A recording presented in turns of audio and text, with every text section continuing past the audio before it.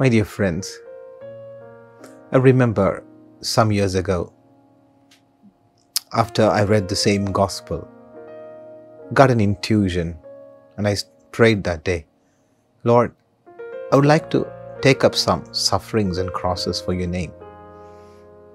Maybe it was the prayer of an immature religious.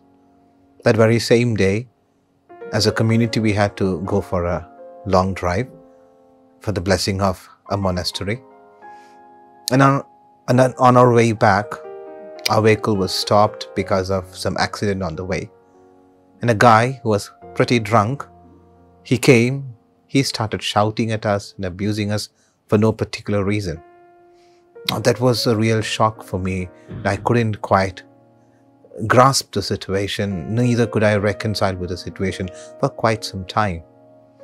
And I just started thinking, was I really ready for the cross?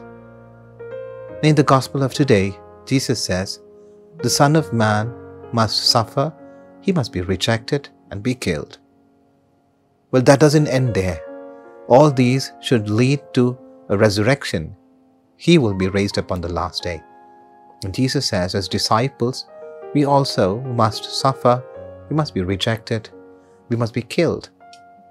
And then, of course, we'll also be raised up, because he who chooses to save his life will lose it.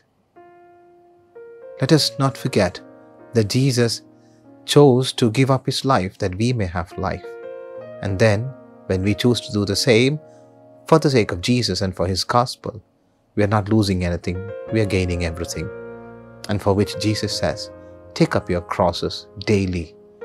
And that it should not be tied upon you as the Romans were doing. It should not be forced upon you.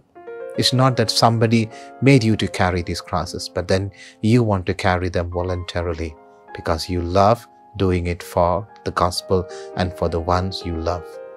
God did it for us because he loved us. Can we do it for our brothers and sisters because we love them? Can we take it up for our God because we love our God? This is exactly what Padre Pio prayed.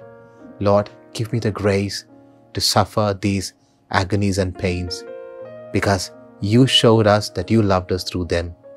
Now, let me prove my love for you by taking these